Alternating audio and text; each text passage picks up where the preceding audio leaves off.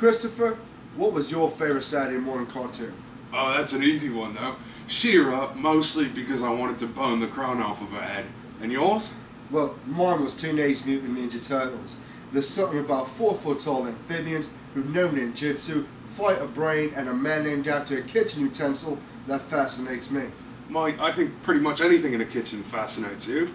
Right, but a close 10th place was the Flintstones, and oddly enough, that is today's topic on Mike and Chris Discuss History.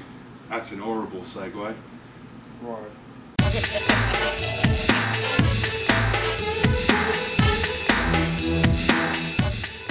Now, we all know the iconic theme song to the Flintstones.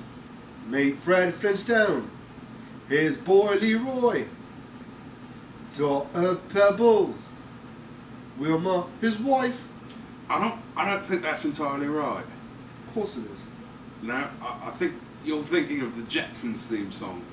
Poppycock. Everyone knows the Jetsons theme song was Jetsons. Meet the Jetsons. They're a future space age family. Oh, you know what? You're right. Go on then.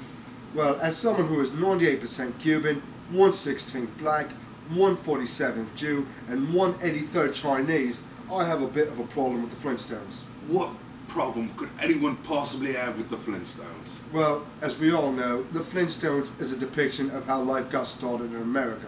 I mean, they show technology in its rawest forms. Oh right, like the invention of the telly, the vacuum, the shower. So Michael, I don't see your problem. Listen, Christopher, there are no minorities in the show. I still don't see a problem. Listen, we're the Hispanics. Obviously they're in the kitchen. We're the black people. Well, this was filmed long before the ships went and got them. And we're the Jews.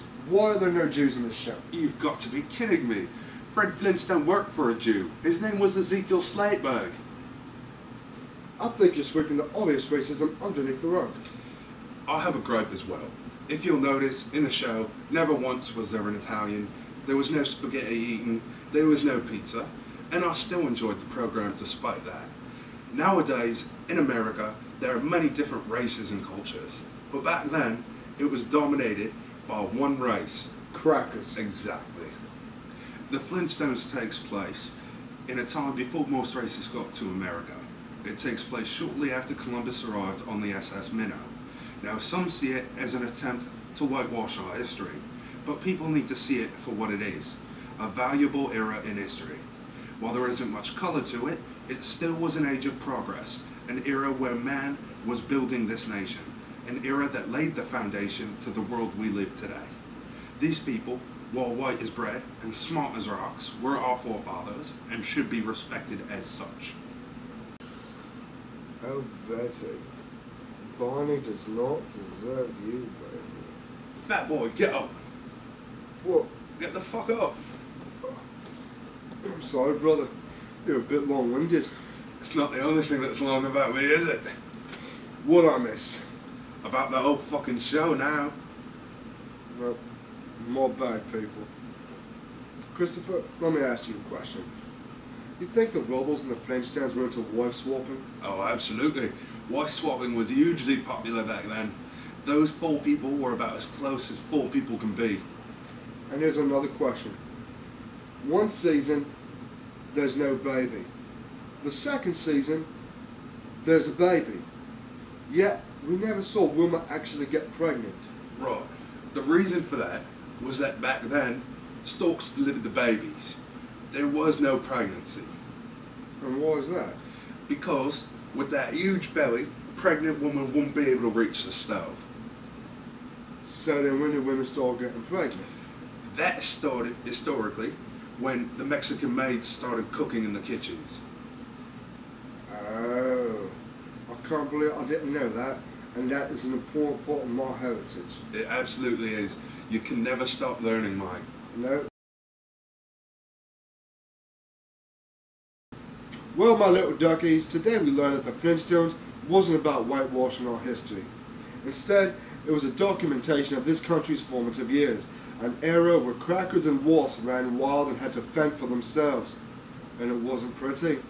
They used animals as appliances, They moved cars with their feet instead of using engines and gasoline, and they didn't wear pants. Primitive they were. That's right. But luckily for them, the minorities came, and we showed them what they need to survive. We showed them how to make clothing, we showed them all about electricity, and we taught them that wife swapping was a sin. Brought them the word of God, we did. That's right. And luckily for you white people, us minorities arrived. And if it wasn't for us, you'd still be living life in the Stone Age. And you'd have no pizza. That's right, brother. Join us next time when we'll be discussing Genghis Khan. Genghis Khan. Genghis Khan. I love Genghis Khan. I love his music. Music? Yeah, Genghis Khan, you know, disco singer. He had that hit in the 70s. All the single hookers. What the bloody hell are you talking about? Wait, right there. All the single hookers, all the single hookers, all the single hookers, all the single hookers, open your legs up. If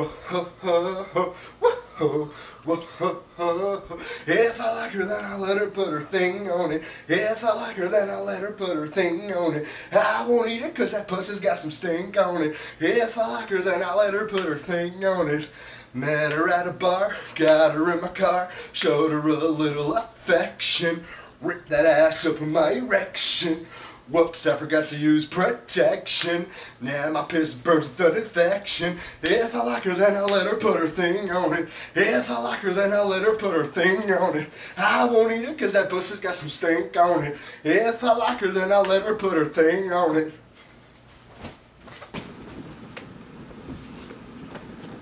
Sweet farmers, what the hell was that? Genghis Khan's great disco hit, all the single hookers. You twat. Genghis Khan was a famous Japanese war general who conquered most of Canada. Oh, my bad, people. God, you're stupid.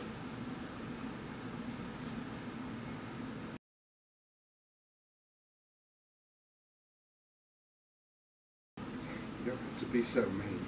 Well, stop being so fucking stupid then. You know, words can hurt. Too bad words can't make you slim and graceful.